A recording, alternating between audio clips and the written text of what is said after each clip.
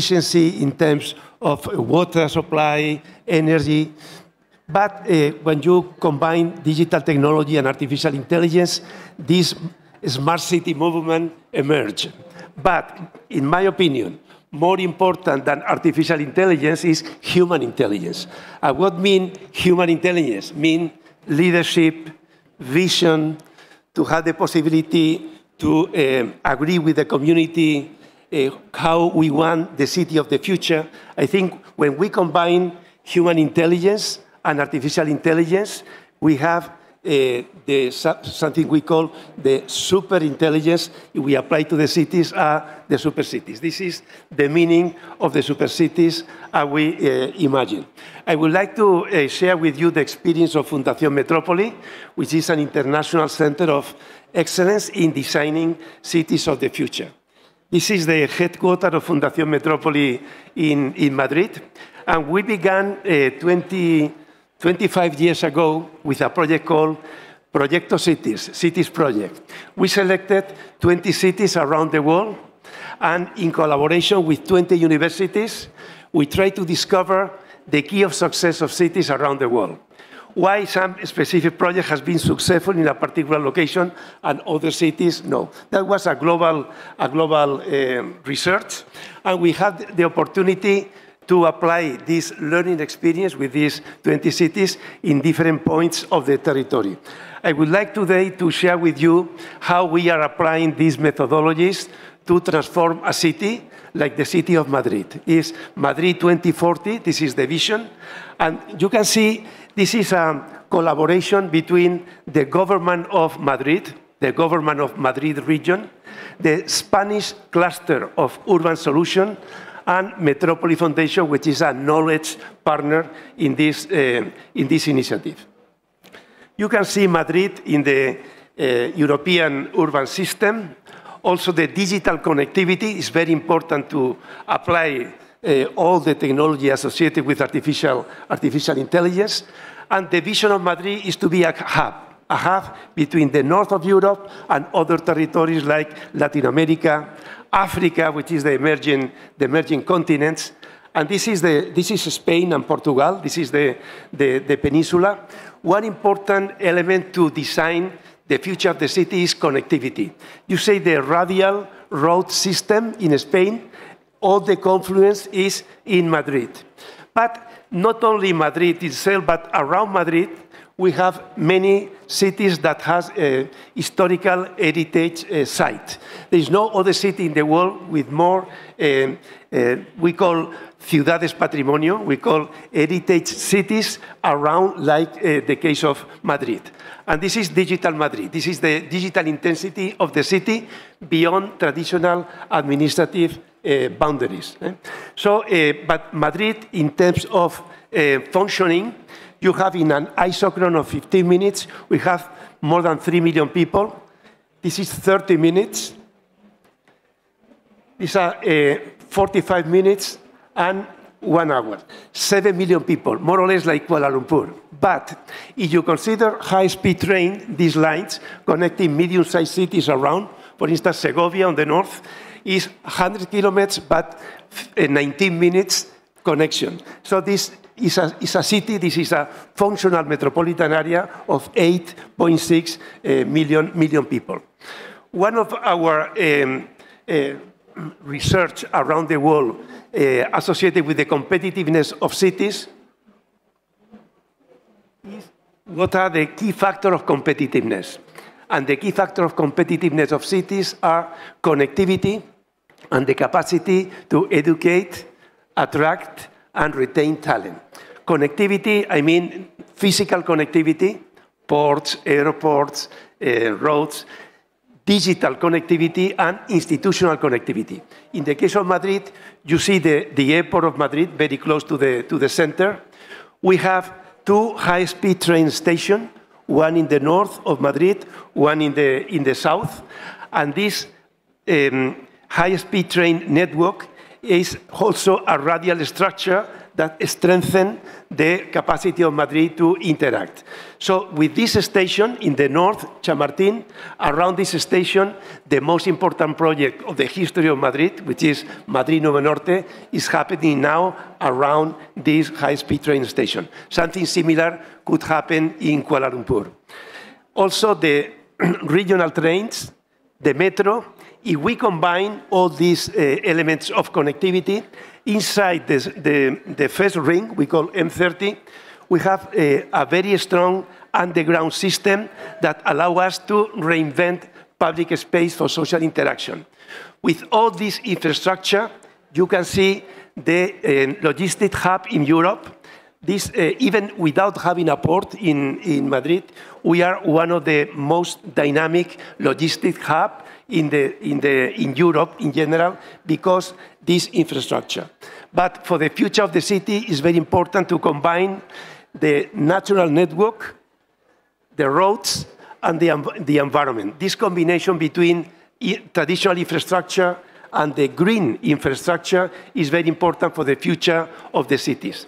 And then analyzing the city through this mechanism like the space syntax analysis or relational accessibility, we can identify points of maximum centrality. So in red color are the lines better connected in metropolitan area, and then in blue color, the less connected. But the radials and the second ring, you can see key points that inspire the creation of the new communities in metropolitan Madrid. We call the gates of Madrid. Places to live, work, play, learn in these areas to articulate, to have a much more polycentric approach to the future of Madrid. Very important that these future projects are connected with the public transportation system, and you can see in the image. But something that we are exploring now is to transform the urban motorways into boulevards. You can see the first ring is 32 kilometers long, and the radials, instead of being motorways, the idea is to become boulevards. Today, this ring is a barrier. It's a physical barrier, but also is a social barrier. These are the per capita income in Madrid, in the center, higher per capita income. So it's a barrier which is physical and digital. But we want to transform this motorway into boulevard. In one part of Madrid, Madrid-Rio, is already implemented, and you have the motorways underground. But in most part of this first ring, we have this very strange motorway in the heart of the city. And this is happening also in Kuala Lumpur, and we will see later on. So we are proposing these eco-boulevards connecting the different parts of the city, injecting facilities, injecting greenery, integrating with the morphology, and having this city of eco-boulevards as an element of rehabilitation of the center of Madrid. And of course, integrating digital technology to take advantage of the opportunities associated with this urban transformation. So inside the M30, inside this first ring, this digital transformation will be key in the future of Madrid. Other cities, like in this case Seoul, used to have two levels of highways. On the right, the new river recover. This transformation is happening in many cities. This is San Francisco. On the left, the old motorway. On the right, after a local referendum, a boulevard. Or even the city of knowledge. This is Boston. You have two levels of highways on the left, and the Big Dig project, probably the biggest urban project in the history of the United States, you have a new boulevard. So this is happening, this kind of transformation. And inside the M30, we are also reinventing the relation between mobility and the quality of public space. You can see in gray color are the structural lines for public transportation. But in green color, these are not structural and can be devoted to pedestrians. So you can see the traditional blocks and the super blocks or living blocks. So the idea is, this is an example inside the M30. We have approximately 300 living blocks. This is the main district in the center of Madrid, Barrio de Salamanca. So the idea is to maintain the key roads for mobility in the city, but injecting life in the center, injecting life in the heart of these super blocks.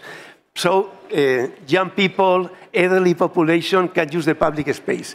The combination between mobility and public space is critical for the design of the future of the city, and also integrating digital technology, combining with physical design of the city, and to improve the different modes of transportation.